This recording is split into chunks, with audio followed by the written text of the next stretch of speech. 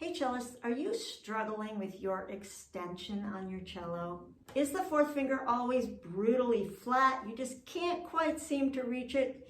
And when you do, does it give you some pain? Are you cramping up in there?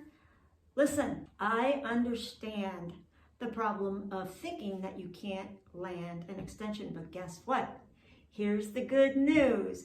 You can do it. Today we're going to talk about the two different hand shapes that you need to master in order to be able to play in tune on the cello. Okay? I'm Marcy Brown, the cello guru, and this is Cello 911.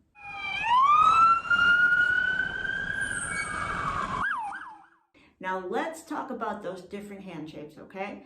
The first hand shape is a closed hand shape. This is what it looks like. It's very basic. All you need to do is hold the baseball to get that hand shape. Now, your fingers are rounded and relaxed, but it's like there's a baseball there. Between first and second finger, there's a half step. Second to third finger, there's a half step. Third to fourth finger, there's a half step. And this is the important part too. 1 to 4 is 3 half steps, a minor third, okay? That is the same distance all the time, no matter where you are on a cello. Gets a little bit smaller up here, but not much. So you can keep the same hand shape all over and play in tune with that hand shape, okay? So that's the first hand shape, hold the baseball. The second hand shape is point the squirt gun, all right? So this hand shape is your extension hand shape, all right? That's the open. So this was closed, the baseball. This is open, the extension. These are the only two positions that you have on your cello when you're playing from half position up to fourth position, all right?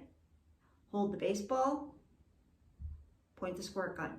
Now, here's the thing. When you point the squirt gun, you're gonna add a half step, see? Because normally there's a half step between 1 and 2 when you're holding the baseball in closed position.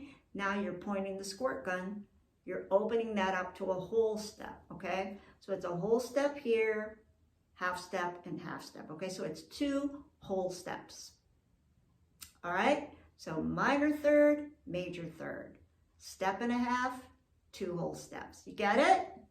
Hold the baseball, point the squirt gun. That's it. You want to relax that first finger back. Don't tighten it. If you tighten, you'll never open it.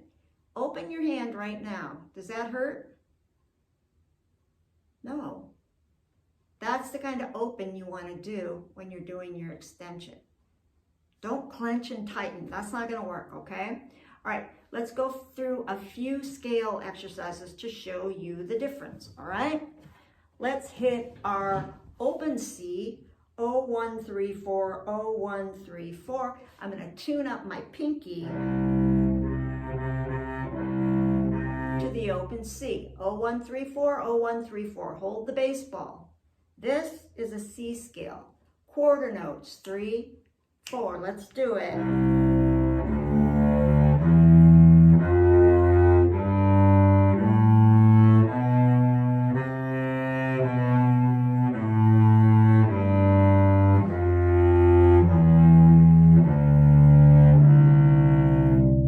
That was great.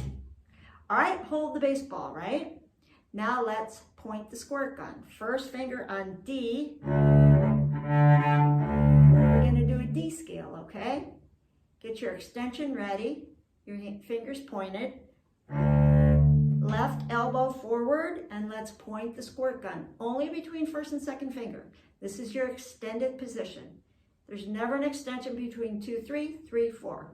Only between 1 and 2. That's it. Ready? D scale. Ready? Go.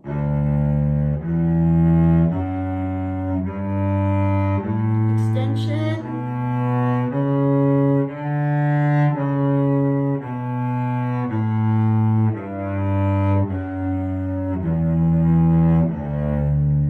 So that was the extended position. Point the squirt gun, hold the baseball. Point the squirt gun, hold the baseball. Whole step between 1 and 2, half step between 1 and 2. You got it? I told you you were going to love this video. You probably have learned so much. You're going to sound so much better now that you understand that distinction. I spent my whole life not knowing the difference between closed and open. So you're ahead of me.